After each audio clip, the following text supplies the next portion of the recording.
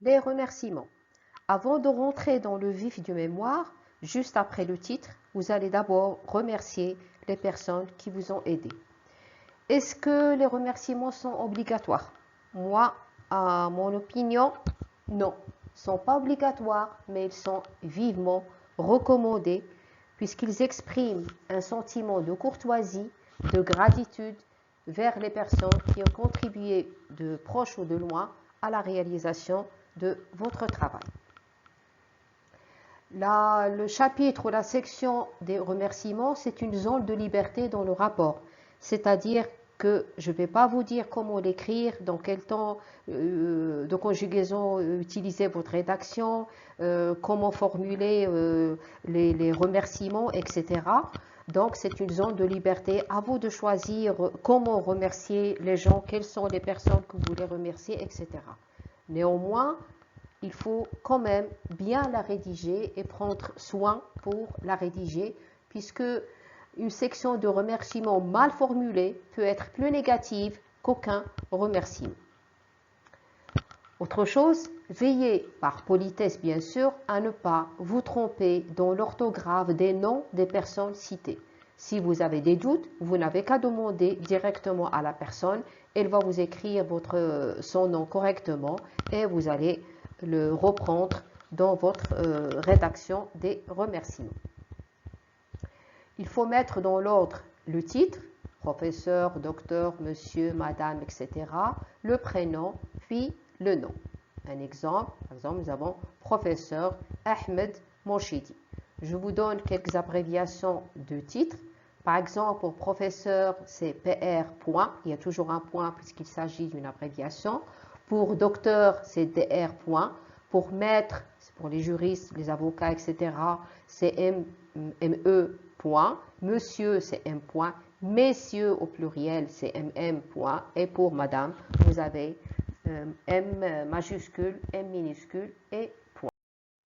Le glossaire, appelé également lexique, mais bien que le glossaire soit plus spécifique dans un domaine qui est précis, il correspond à une liste des termes de votre travail, des termes qui sont mal connus, qui peuvent ne pas être assimilés ou compris par le lecteur. Il donne une explication avec une courte définition des mots techniques et des termes scientifiques spécialisés que vous avez utilisés.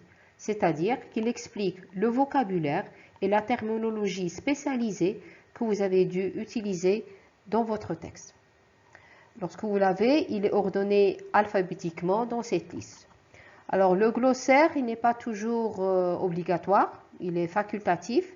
Vous l'utilisez lorsque vous avez beaucoup de mots techniques ou beaucoup de termes scientifiques qui sont utilisés. Sinon, ce n'est pas la peine de l'avoir. La liste des abréviations. Abréviation qui est tirée du latin brevis, c'est-à-dire court. Ainsi, une abréviation correspond à un raccourcissement d'un mot ou d'un groupe de mots à certaines de ces lettres.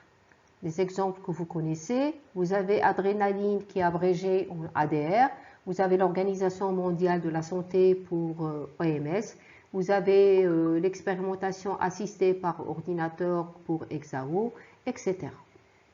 Une chose qu'il faut savoir, la toute première fois dans votre texte que vous citez un mot que vous voulez abréger, il faut quand même le définir.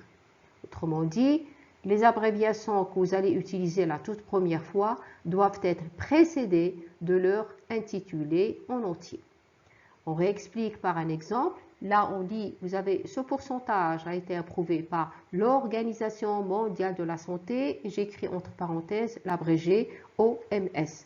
C'est-à-dire là, c'est la toute première fois dans mon texte que je cite l'Organisation mondiale de la santé. Donc, je suis obligée de l'écrire en entier et de spécifier entre parenthèses son abréviation, et ce n'est que par la suite que je suis autorisée à écrire OMS sans avoir recours donc à écrire le mot en entier. Lorsque vous avez donc cette liste d'abréviations, il faut l'ordonner alphabétiquement. Aussi, il faut savoir que la liste des abréviations est facultative. On ne l'utilise que lorsqu'on a beaucoup de mots qui ont été abrégés dans notre texte, sinon ce n'est pas la peine de l'adresser. Les annexes. Comme le nom l'indique, elles sont annexées, c'est-à-dire rattachées, ajoutées à votre mémoire. Pourquoi on a des fois recours à ajouter des annexes? Je dis bien des fois et non pas toujours. Tout d'abord, je ne me lasse pas de vous répéter que votre mémoire doit être compréhensible et donc claire et concis. Toutefois, bien souvent, vous avez des informations supplémentaires à fournir pour compléter ou renforcer votre argumentation et pour que le lecteur comprenne mieux. Je dis bien mieux et non pas qu'il comprenne tout court, puisqu'il est indiscutable le fait que votre mémoire doit être parfaitement compréhensible sans les annexes. Donc, les annexes ne servent qu'à apporter un plus à vos propos, sinon, ce n'est pas la peine de les insérer. Que doivent contenir les annexes? Alors, les annexes, le contenu des annexes doit inclure des données utiles, mais pas nécessaires à la compréhension globale, bien sûr, du travail. Ces données utiles qui auraient pu rendre le mémoire trop long, si jamais vous les insérez à l'intérieur de votre texte. Alors, quelques exemples de ces données. On peut par exemple rattacher les versions écrites d'un questionnaire qui aurait pu être trop long si vous l'insérez dans votre texte. Vous pouvez également adjoindre des fiches techniques d'un appareil qui n'est pas classique, qui n'est pas usuel, ou alors une synthèse de vos résultats sous forme de tableau, c'est-à-dire un tableau de synthèse exhaustive des résultats qui ne sont pas importants, alors que les résultats importants, ils sont absolument insérés, plutôt écrits et rédigés dans votre texte, à l'intérieur du texte de votre mémoire, etc., etc., comme un protocole expérimental tiré de la littérature que vous n'utilisez pas vous-même dans votre protocole expérimental, etc. Alors, comme vous pouvez le constater, les formes que peuvent prendre ces annexes, elles sont diverses. On peut avoir des paragraphes qui sont rédigés comme des documents iconographiques. Par exemple, ici, vous avez un tableau, ici, vous avez une fiche technique sous forme de paragraphe qui est rédigée, mais vous pouvez également avoir des photos, avoir des schémas, avoir des cartes. Donc, les formes que peuvent prendre le contenu des annexes, ils sont diverses et différentes selon, bien sûr, le contenu que vous voulez rajouter. Comment structurer et présenter les annexes? Déjà, l'emplacement, ça vous le savez, il faut les placer à la fin. Ça, on l'a vu lorsqu'on a abordé le plan, lorsqu'on a des annexes, c'est la dernière rubrique qu'on présente. Aussi, avant de les aborder, vous veillez à écrire une page blanche qui est titrée annexe. Et après, on va avoir ces annexes. Aussi, si vous en avez plusieurs, n'oubliez pas de les numéroter. Annexe 1, annexe 2, etc. Également de paginer, c'est-à-dire les pages qui contiennent les annexes, surtout si vous en avez plusieurs, il faut qu'elles soient numérotées.